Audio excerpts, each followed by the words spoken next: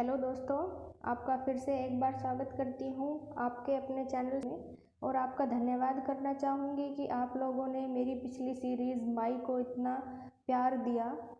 आपका बहुत बहुत धन्यवाद। शुरू करने से पहले मैं कहना चाहूँगी कि अगर आप मेरे चैनल पर नए हैं तो प्लीज़ सब्सक्राइब करना ना भूलें। इससे हमें आगे काम करते रहने की प्रेरणा मिलती है।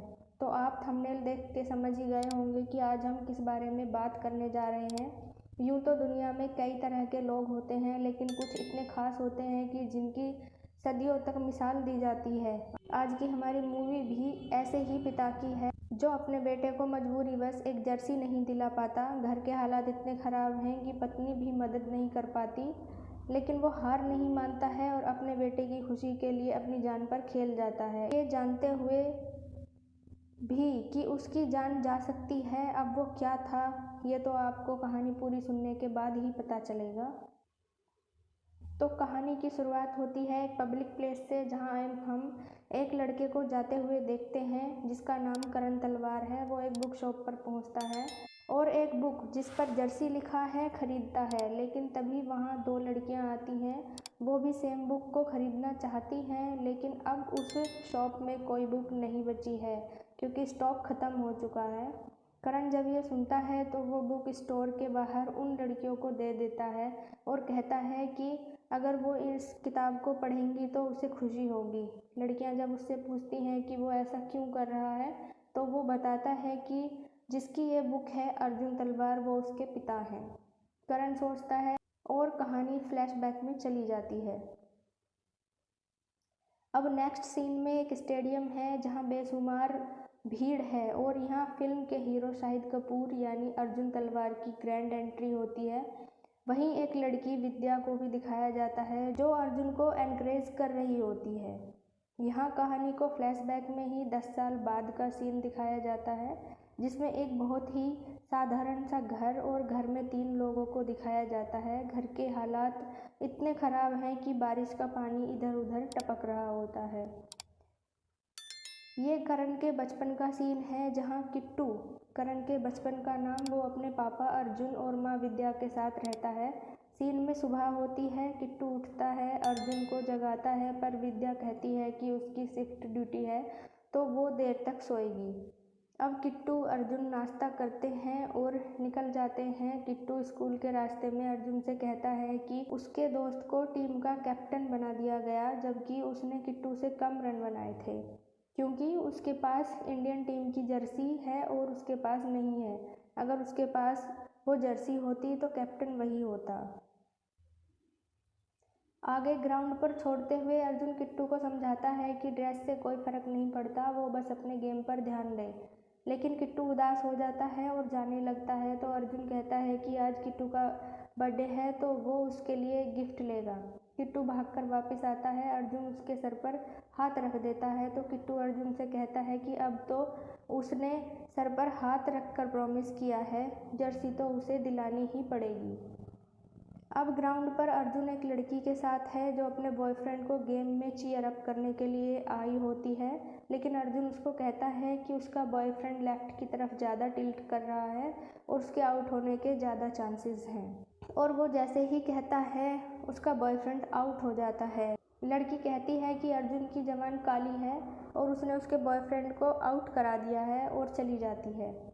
अर्जुन से मिलने बाली सर आते हैं और पता चलता है कि अर्जुन भी एक क्रिकेटर था और इंडियन टीम के लिए खेलना चाहता था। बाली सर उसकी अचीवमेंट गिनाने लगते हैं क्योंकि वो उसके 10 साल पहले कोच रह चुके हैं। अर्जुन उन्हें एक चाय की दुकान पर ले जाता है। वहाँ कोच काफ़ी बातें करते हैं और अर्जुन को कहते हैं कि एक क्लब में असिस्टेंट कोच की जगह खाली है, लेकिन अर्जुन कहता है कि उसने क्रिकेट 10 साल पहले ही छोड़ दिया है। लेकिन कोच कहता है कि छोड़ा नहीं था, वो छोड़कर भागा था। और याद करते हैं कि कैसे उसके इंडियन टीम में सिलेक्शन को न्यूज़पेपर में प्रिंटिंग मिस्टेक बताकर उसकी जगह किसी और को सिलेक्ट कर लिया जाता है। अर्जुन दुखी होता है, अपना हाथ दीवार में मारकर घायल कर लेता है। कोच उसको बहुत समझाने की कोशिश करता है, लेकिन अर्जुन कहता है कि वो 26 साल का हो चुका है, उस पर फैमिली की जिम्मेदारी है, वो अब और इंतज़ार नहीं कर सकता और चला जाता है। अब अर्जुन किट्टू को लेने आता है और वो दोनों बर्थडे गिफ्ट लेने शॉप पर जाते हैं। वहाँ वो किट्टू को सामान देखने के लिए कहता है। किट्टू अंदर चला जाता है। वो शॉपकीपर से जर्सी के रेट पूछता है तो वो 500 रुपये की बताता है, लेकिन अर्जुन के पास इतने पैसे नहीं हैं। वो उधार मांगता है, लेकिन दुकानदार कहता है कि उसके अपने खर्चे हैं। अर्जुन एक बहुत अच्छा प्लेयर था, इसलिए उसे कुछ कहेगा नहीं, इज्जत से मना कर देगा। किट्टू फिर पूछता है कि पापा उसका गिफ्ट ले लिया, लेकिन शॉपकीपर झूठ बोलता है कि जर्सी स्टॉक में नहीं है, जब आएगी उसके पापा ले जाएंगे। अब अर्जुन घर है। विद्या ऑफिस के लिए तैयार होती है। वो 100 रुपये देती है कि करंट बिल भर दें, नहीं तो कनेक्शन कट जाएगा। अर्जुन विद्या से 500 रुपये के लिए कहता है। उसको किट्टू के लिए गिफ्ट खरीदना है, लेकिन विद्या अनसुना कर देती है। वो किसी ऑफिसर से बात करने बोलती है और पता चलता है कि अर्जुन FCI में कर्मचारी है और उसको सस्पेंड कर दिया गया है। अर्जुन फिर विद्या से 500 रुपये मांगता है। इस बार विद्या सीधे मना कर देती है और चली जाती है। विद्या के जाने के बाद अर्जुन देखता है कि उसके 4 दोस्त उसके घर आ जाते हैं और दारू पीने और चिल करने के लिए बोलते हैं। अभी वो इनसे बात कर ही रहा होता है कि दो लोग और आ जाते हैं। उसके दोस्त सारा इंतज़ाम खुद ही कर लेते हैं। शुरू में अर्जुन मना करता है, पर बाद में वो उनको ज्वाइन कर लेता है। वो वहाँ पत्ते भी खेलता है। अर्जुन करंट बिल के 100 रुपये भी हार जाता है। अब विद्या घर आ चुकी है। अर्जुन किट्टू के साथ खेल रहा होता है। वो फिर विद्या के पास जाता है और 500 रुपये मांगता है। विद्या इधर उधर की बातें करके टालने की कोशिश कर रही है, लेकिन ज़्यादा होने पर कहती है कि घर का रेंट नहीं गया है, 3 महीने से किट्टू की फ़ीस नहीं गई है और वो सबसे उधार ले चुकी है, तो वो उसे 500 रुपये नहीं दे सकती है, क्योंकि उसे सारा घर का खर्चा चलाना पड़ता है। अर्जुन बैठकर सोच रहा होता है और वो उन दिनों को याद करता है जब वो क्रिकेट खेला करता था और एक अच्छा प्लेयर था। विद्या उसकी गर्लफ्रेंड होती है। विद्या अपने पापा को बताती है कि उसको अर्जुन से शादी करनी है। अर्जुन को एक रेस्टोरेंट में मिलती है और बताती है कि उसने पापा से बात कर ली है और वो उनसे मिलने को तैयार हैं, लेकिन अर्जुन ज़्यादा ध्यान नहीं देता और समोसे खाने में बिजी होता है। विद्या नाराज़ हो जाती है। अर्जुन उसको मनाता है। नेक्स्ट सीन में कोच और अर्जुन विद्या के घर पहुंच जाते हैं, लेकिन विद्या के फादर इस रिश्ते से मना कर देते हैं। कोच और विद्या के फादर के बीच काफ़ी बहस होती है, क्योंकि विद्या के पिता अर्जुन को उसके क्रिकेट पर कमेंट कर देते हैं कि अगर इतना अच्छा प्लेयर होता तो इंडियन क्रिकेट टीम में खेल रहा होता। वहाँ काफ़ी बहस होने के बाद में कोच और अर्जुन अपने घर चले जाते हैं। विद्या को समझ नहीं आता कि उसे किसका साइड लेने चाहिए। नेक्स्ट सीन में विद्या को हम एक बैग के साथ प्लेग्राउंड में बैठे हुए देखते हैं। मतलब विद्या अपना घर छोड़ देती है और अर्जुन से मिलने आती है। अर्जुन शादी के लिए पूछता है। दोनों कोर्ट मैरिज कर लेते हैं। दोनों अर्जुन के घर जाते हैं। शादी में सब अच्छा जा रहा होता है। विद्या को भी जॉब मिल जाती है, लेकिन एक दिन अर्जुन विद्या को अचानक बताता है कि वो क्रिकेट छोड़ रहा है। इसी बीच विद्या प्रेग्नेंट होती है और किट्टू पैदा होता है। अर्जुन अपने सपने से बाहर आ जाता है और सुबह हो जाती है। नेक्स्ट मॉर्निंग अर्जुन लॉयर से मिलने जाता है, लेकिन वो उससे 50,000 रुपये लेने की बात करता है कि वो उसके सस्पेंशन पे काम कर सकता है और उसका सस्पेंशन हटवा सकता है अगर वो उसको 50,000 रुपये एज ए रिश्वत दे दे तो।